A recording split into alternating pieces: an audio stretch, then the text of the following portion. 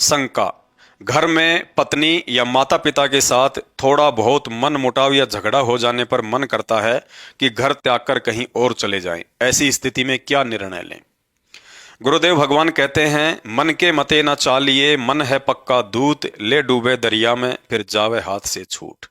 पूर्ण सतगुरु से नाम उपदेश लेने के बाद भगत के ऊपर मन अर्थात काल हर तरह से पूरी कोशिश करेगा कि इस प्राणी को वापस अपने पिंजरे में डाला जाए, लेकिन मर्यादा में रहकर भक्ति करते रहेंगे तो गुरुदेव भगवान के आशीर्वाद से मन की हर चाल असफल होती चली जाएगी। नाम उपदेश लेने के बाद परिवार के अन्य अनुपदेशी व्यक्तियों के साथ भक्ति मार्ग की क्रियाओं को लेकर थोड़ा बहुत मनमुटाव होना स्वाभाविक है,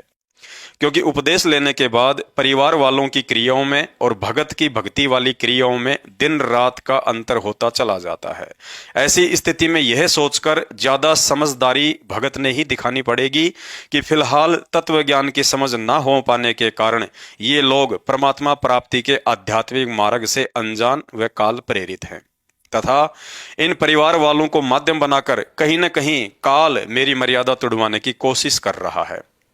भाइयों और बहनों, उपदेश लेने के बाद भगत की परीक्षा भी शुरू हो जाती है कि भगत के अंदर भक्ति के 5 गुण शील, संतोष, विवेक, दया, अक्षमा, इन सब का कितना प्रवेश हो पाया है।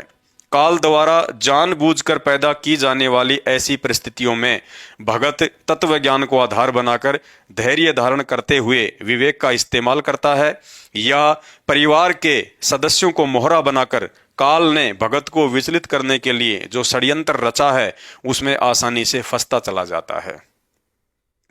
गुरुदेव भगवान ने बताया कि ऐसी परिस्थिति में भगत ने उनके बराबर होकर या लड़ाई झगड़ा करके अपनी मर्यादा नहीं तोड़नी है। जैसे किसी पागल कुत्ते से सामना हो जाए तो उसे मारा नहीं करते, बल्कि उसे बचने का जो भी तरीका होता है वो अवश्य अपनाना चाहिए।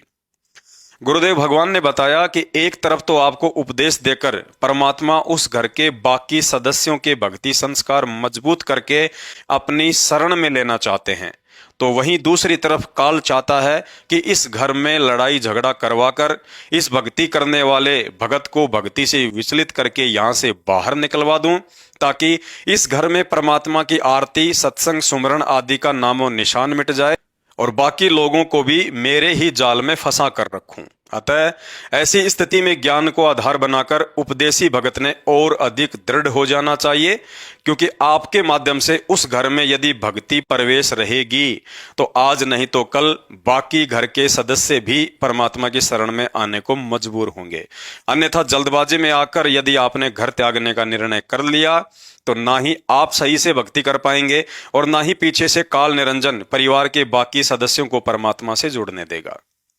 कुछ परिस्थितियों में भगत का परिवार में रहकर भक्ति करना बड़ा ही मुश्किल हो जाता है। जैसे आप और आपकी पत्नी दोनों उपदेशी हैं, लेकिन काल प्रेरणा से आपके अनुपदेशी माता पिता ने निर्णय कर लिया कि यहाँ रहना है तो इस भक्ति को छोड़ना ही पड़ेगा, वरना आप इस घर को छोड़कर जा सकते हैं। तो ऐसी स्थिति में भगत ने गुरुदेव भगवान से प्रार्थना करके उस परिवार को छोड़कर किसी अन्य जगह किराए पर रहकर या जैसे भी उसकी व्यवस्था है कोई भी काम धंधा या मजदूरी करके अपनी भक्ति को सफल करना चाहिए। बाकी सामान्य हल्के फुल्के मनमुटाव के चलते परिवार त्यागना समझदारी नहीं होती है।